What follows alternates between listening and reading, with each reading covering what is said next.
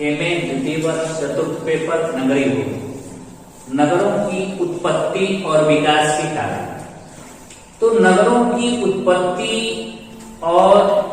उत्पत्ति विकास वितरण को प्रभावित करने वाले कारकों को मुख्य रूप से दो प्रमुख वर्गों में रखा जा सकता है।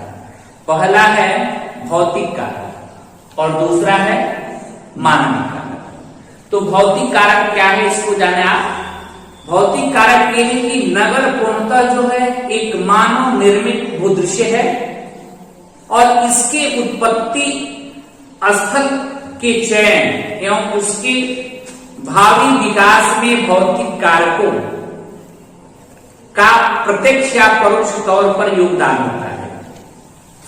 भौतिक पर्यावरण के प्रतिकूल प्रभावों अथवा प्राकृतिक आपदाओं का नगरीय विकास पर विपरीत असर पड़ता है और इस भौतिक कारकों में संस्थिति, अवस्थिति, जलवायु, जलपूर्ति, जल विकास आदि का प्रमुख योगदान है।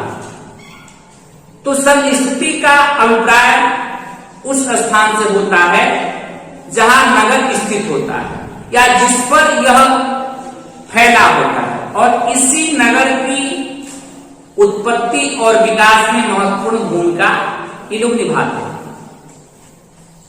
नदी तट, नदी संगम स्थल, समुद्र तट, नदी का मुहाना, झील तट, गिरिपदीय क्षेत्र, पर्वतीय घाटी आदि नगरों के विकास हेतु उपयुक्त संस्कृतियों का निर्माण करते हैं, जिसके अनेकों उदाहरण विश्व में प्रमुख नगरों से ढूंढे जा सकते हैं। लंदन टेम्स नदी के किनारे, पेरिस सीन नदी के द्वीप पर, न्यूयॉर्क हडसन नदी के मुहाने पर, मैनहट्टन द्वीप पर, ढाका पद्मा नदी के मुहाने पर,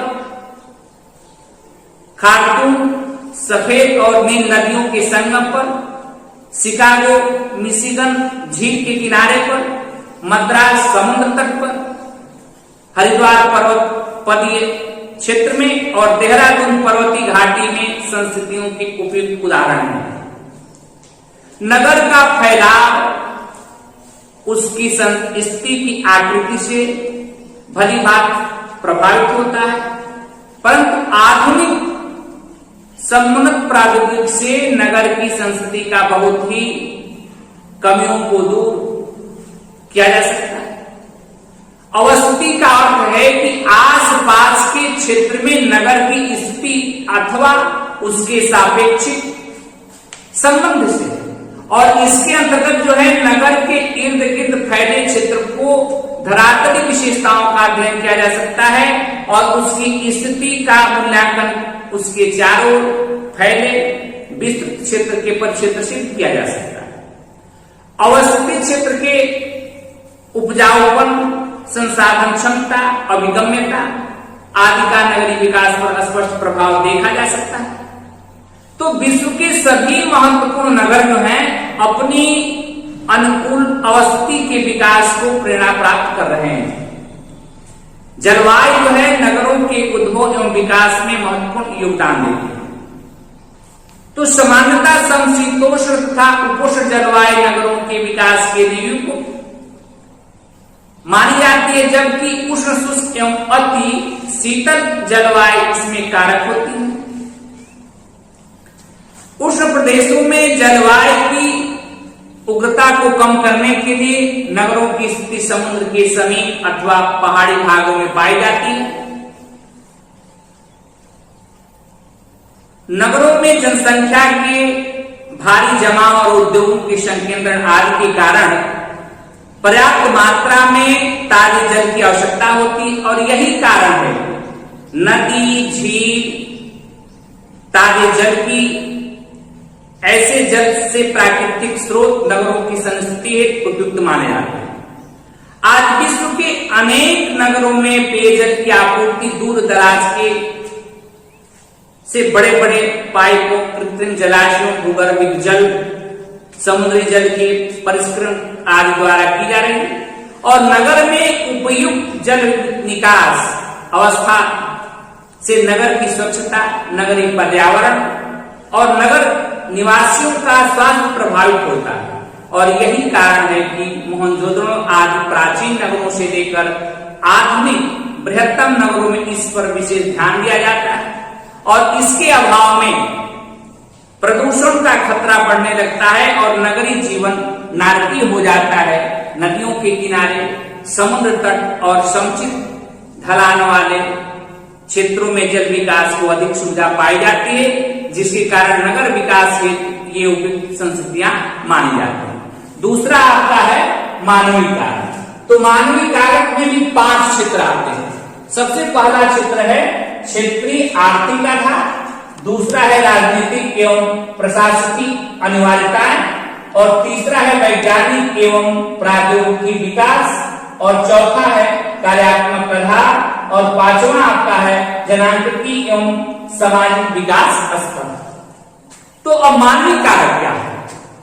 नगर जो है सांस्कृतिक भूदृश्य का प्रमुख घटक होता है, जिसके निर्माण, निखार और नियोजन में मानवीय विचार, कल्पना, शीलता एवं प्रौद्योगिकी सतत योगदान रहा है कि और नगर जो है मानव सभ्यता एवं समृद्धि के स्तर के परिचायक होते हैं, जिसमें भौतिक और मानविक दशाओं का उद्भव समक्ष देखा जाता है।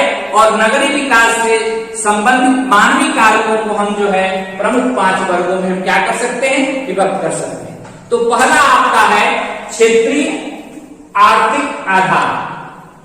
तो क्षेत्रीय और आर्थिक आधार क्या है?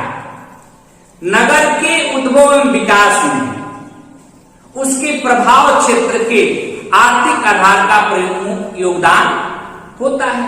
और नगर का विकास उसके समीपवर्ती क्षेत्रों के संसाधनों के दोहन पर भी निर्भर करता है कि और इसी क्षेत्र से वह नगर निवासियों के लिए खाद्यान्नों की पूर्ति, उद्योगों के लिए कच्चा माल आदि प्राप्त कराता है, तथा इसी क्षेत्र को वह बदले में अपनी विभिन्न नगरीय सेवाएं प्रदान करता है और नगर में उत्पादित वस्तुओं के लिए बाजार के रूप में प्रयोग करता है।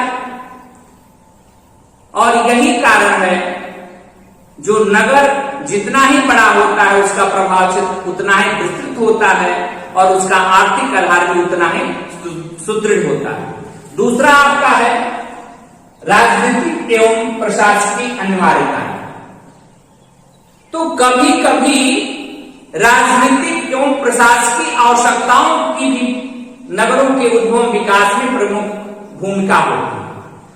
प्रशासकीय कार्य जो है अप्राथमिक होता है, जिसके समीप परिवहन, बाजार, वाणिज्य, सुरक्षा आदि सेवाएं का स्वतः जमघट शुरू होने लगता है, जिसमें नगरीय विकास को प्रोत्साहन मिलता है। राजधानियां जो प्रशासन की प्रमुख केंद्र होती हैं की स्थापना एवं चयन बहुधा राजनीतिक और सामरिक पक्षों से संबंध होता है और एक लघु नगर की प्रांतीय राष्ट्रीय राजधानी का दर्जा प्राप्त कर तीव्र गति से जो है विकास करता है। इसी प्रकार राजनीतिक निर्णय एवं नीतियां नगर की वृद्धि अथवा ह्रास के प्रमुख कारण हो सकते हैं। तीसरा आपका है वैज्ञानिक एवं प्रौद्योगिकी विकास, ये तीसरा आपका है। तो किसी भी क्षेत्र के नगरों के उद्भव विकास पर उस पर समुदाय के वैज्ञानिक और प्रौद्योगिकी विकास का गहरा प्रभाव पड़ता है। मानव सभ्यता के प्रारंभिक काल से इस तथ्य के अनेक प्रमाण ढूंढे जा सकते हैं। लोहे के हलों का प्रयोग, पहिएदार गाड़ी, सिंचाई, शक्ति के संचालन, इंजन, विद्युत, वायुयान, कंप्यूटर आज ऐसे ही वैज्ञानिक और प्रौद्योगिक उपलब्धियां हैं जिन्होंने नगरीय विकास को भली भांति प्रभावित किया है। शक्ति और मशीनों से शुरू औद्योगिक क्रांति और परिवहन विकास ने यूरोप में नगरीकरण को खूब प्रोत्साहित किया है और आज भी विकासशील देशों में होने वाला तीव्र नगरीय विकास औद्योगिक विकास से पूरी तरह जुड़ा है, जिसमें वैज्ञानिक और प्रौद्योगिक विकास की अहम भूमिकाएं होती है। चौथा आपका है कार्यात्मक आधार। तो कार्यात्मक आधार का मतलब क्या? किसी नगर का सोपानी क्रम या दर्जा उसके द्वारा संपादित आधारभूत या केंद्रीय कार्यों के महत्व पर निर्भर करता है। वस्तु निर्माण एवं यातायात नगरों के विकास से ऐसे ही महत्वपूर्ण कार्य हैं। इसी प्रकार वाणिज्य, प्रशासन, राजस्व, चिकित्सा, शिक्षा, मनोरंजन, आर्थिक, सांस्कृतिक आदि कार्य भी नगरीय विकास को क्या करते हैं? प्रभावित करते हैं। और किसी नगर की कार्यात्मक आधार उसके द्वारा प्रदत्त सेवाओं के स्तर तथा यातायात संचार अभिगम्यता से प्रभावित होता है। यातायात एवं परिवहन में लगने वाले व्यय और समय से आर्थिक दूरी का निर्धारण भी होता है, जिससे नगर में लोगों का गमनागमन एवं वाणिज्य प्रभावित होता है। पांचवा आपका है जनांत्रिकी एवं सामाजिक विकास स्तर। तो जनांत्रिकी एवं सामाजिक विकास स्तर सामाजिक विकास का नगरीय विकास पर प्रभाव पड़ता है और विकासशील देशों में घटती मृत्यु दर एवं ऊंचे जन्म दर के कारण होने वाले जनसंख्या प्रस्फोट में नगरीय विकास को बड़ा प्रोत्साहन मिला है, जहां ग्रामीण क्षेत्रों के पिछड़े सामाजिक आर्थिक स्तर के कारण भी बड़ी संख्या में जनसंख्या का प्रवाह नगरों को हो रहा है। और इसके ठीक विपरीत पश्चिम के विकसित देशों में जनसंख्या की गति काफी धीमी है और यहाँ भीड़ भाड़, कोलाहल और प्रदूषण के बढ़ते खतरों के कारण लोग नगरों में गांवों को क्या करते उससे अभिमुख हो रहे हैं।